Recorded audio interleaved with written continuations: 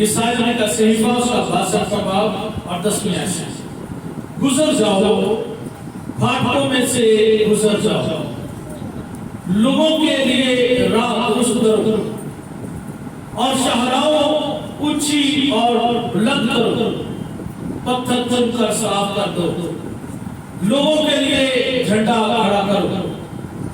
دیکھ خداوند نے انتہائی زمین تک اعلان کر دیا ہے، دخترے صہیون سے کہو دیکھ تیرا نجات دینے والا آتا ہے، دیکھ اس کا اجر اس کے ساتھ اور اس کا کام اس کے سامنے ہے، اور وہ مقدس لوگ اور خداوند کے خریدے ہوئے کہلائیں گے، اور تو مطلوبہ یعنی غیر مطلوب شہر کہلائے گی۔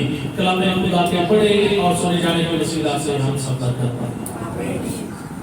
تو یہاں پر ہمیں واضح طور پر اس بات پر دھیان دینے کی ضرورت ہے، سمجھنے کی ضرورت ہے خدا کے زندہ کلام میں سے 11ویں آیت میں کہ دیکھ خداوند نے انتہائی زمین کا اعلان کر دیا کہ زمین کی انتہا تک، انتہا سے مراد یہ ہے آخر تک زمین کا کوئی بھی کونا باقی نہ رہے کہ جہاں پر اعلان کر دیا جائے۔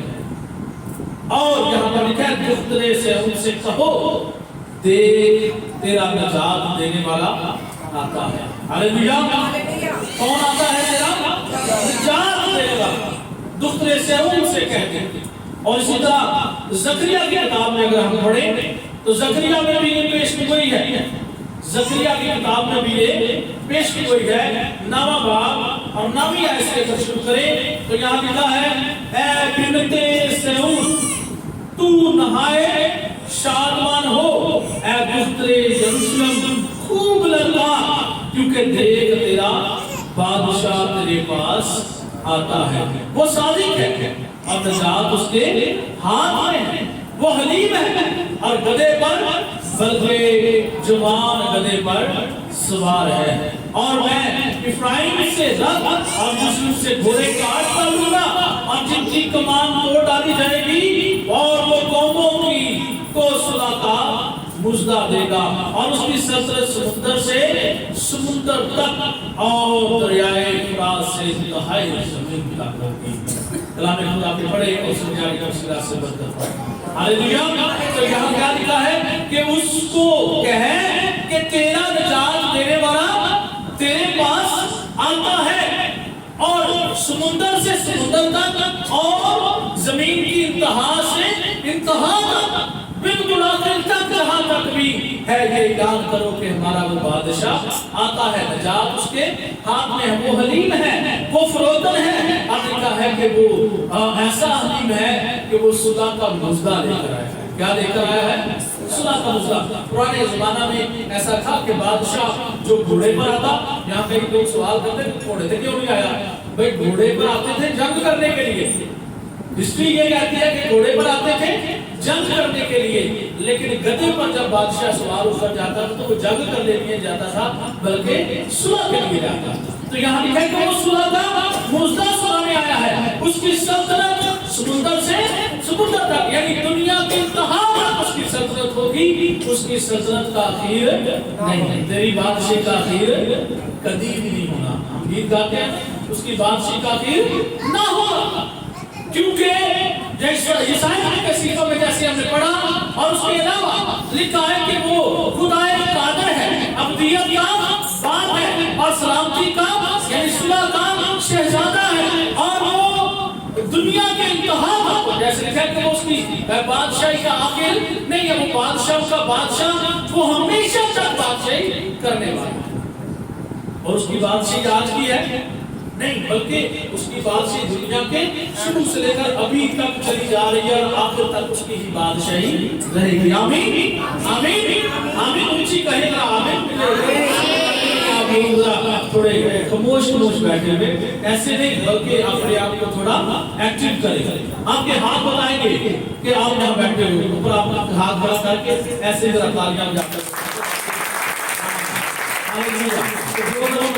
में ना हाथों से कुछ बना रहे हैं वो ना बनाए, तो जरूर है खुदा के नाम को जलाल दे और सुने, खुदा के कलाम को सुने।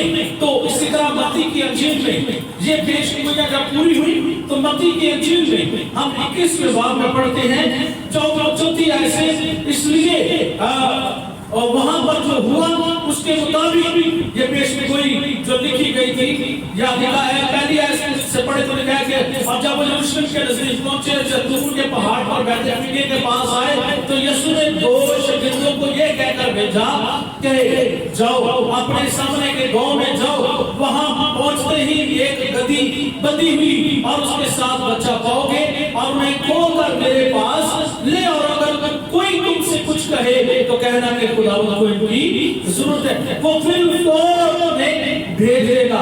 ये इसलिए होगा कि जो नबी की मार्फत कहा गया था वो पूरा हो कि सेहून की बेटी से कहो कि देख तेरा बादशाह तेरे पास आता है, वो हलीम है और बंदे पर सवार है कि लादू के बच्चे पर शागिर्दों ने जाकर जैसा यीशु ने उनको हुक्म दिया था वैसा ही किया।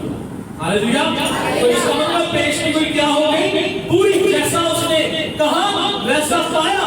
तो ये मत्ती रसूल जो है ये उस पेशगोई की पुराने अहदनामे की आयत को वो दोहराते हैं, वो समझाते हैं कि ये कैसे हुआ है। और इसी के साथ हम अगर खुदा यीशु मसीह के उस पेशगोई के जिक्र को हम पढ़ते हैं जकरिया में, यशायाह में, ज़बूर में और उसके साथ साथ बहुत सारे किताबों के अंदर खुदा यीशु मसीह के आने का जिक्र है कि वो यरूशलेम में जरूर जाएंगे। तो यरूशलेम में बेशक उनका जाना, उनका वहां पर दाखिल होना, हाँ ये अचंभा नहीं है, ये अजीब सी बात नहीं है, बल्कि ये पेशगोई है और खुदावंद खुदा के कलाम का पूरा हुआ है।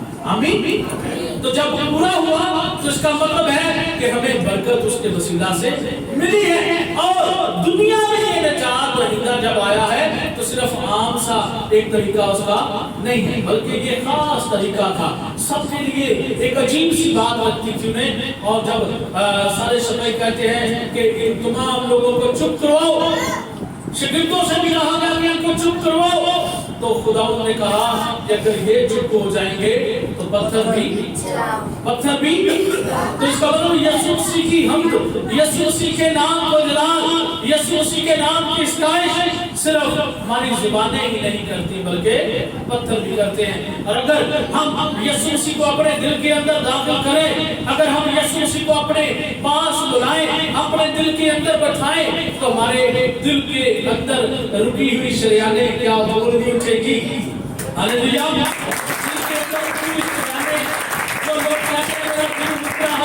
जो कहता है मेरे दिल की शरियानें रुक गई हैं, तो जो यीशु को दिल में बुला ले, यीशु को दिल में बिठा ले, तो उसके दिल की शरियानें खुल नहीं जाएंगी, खुल जाएंगी। अगर पत्थर चला जाएंगे, बंद दरवाजे खुल जाएंगे, अगर पत्थर जो बोल नहीं सकते उनमें से आवाजें निकलेगी, खुल जाएंगे, उनको भी जुबान मिल जाएगी। तो मेरे अजीजों, क्या हमारे दिल जो है वो कभी नहीं पाक हो सकते, कभी नहीं खुल सकते, कभी नहीं उनके अंदर ये बरकत आ सकती है, बशर्ते ये कि यीशु मसीह को कबूल करें। हालेलुया। बशर्ते ये कि यीशु मसीह को कबूल करें। खुदा यीशु मसीह का आना हम सब के लिए मुबारक है। और मुकाशवा की किताब में एक बड़ी वाज़िह आयत है कि अगर वो आपके पास आता है तो सबसे पहले वो ऐसे ही आपके दिल के अंदर घुस नहीं जाएगा, बल्कि लिखा है कि वो दिल के दरवाजा को खटखटाएगा, दिल के दरवाजा को, तो वही आपके दरवाजा को खटखटाता है जो आपकी इज्जत को महफूज रखना चाहता है। आमीन। जो आपकी इज्जत को आपको पता है दरवाजा खटखटाकर अंदर दाखिल होने वाले कौन होते हैं? वो चोर डाकू होते हैं? नहीं, बल्कि वो हमारे अपने होते हैं। हालेलुया। तो यीशु मसीह हमारा क्या है? अपना है। यीशु मसीह हमारी इज्जत को कायम रखना चाहता है, यीशु मसीह हमें बहाल रखना चाहता है। वो हमारी कदर आज भी वो इन चिड़िया और कौवों से, चूंटियों से, हाथियों से, जानवरों से और चौपायों से, हशरात से, सबसे ज्यादा खुदावंद हमारी عزت بڑھاتا ہے, ہمیں ہماری قدر کرتا ہے. اور اگر ہم یہ کہیں کہ ہم اس کی قدر نیچے گرا دیں تو یہ اچھی بات نہیں ہے. کب ہم اس کی عزت کو پامال کرتے ہیں؟ خداوند ہماری عزت بڑھاتا ہے, خداوند ہمارے درجے کو بڑھاتا ہے, خداوند ہمیں خوشی دیتا ہے, خداوند ہمیں شادمان کرتا ہے, خداوند ہمیں اپنی برکتوں سے نوازتا ہے. لیکن ہم خداوند کی عزت کو بڑھاتے ہیں. ہم یہ سوچیں اپنی زندگی میں, کیا ہم یسوع مسیح کی عزت کو بڑھاتے ہیں یا پامال کرتے ہیں؟ کب اس کی عزت کو پامال کرتے ہیں ہم؟ ہاں, کب عزت کو گراتے ہیں؟ ذرا بتائیں مجھے, کون بتا سکتا ہے کہ کب گراتے ہیں؟ جب ہم جب گناہ کریں تب یسوع کی عزت کرتی ہے.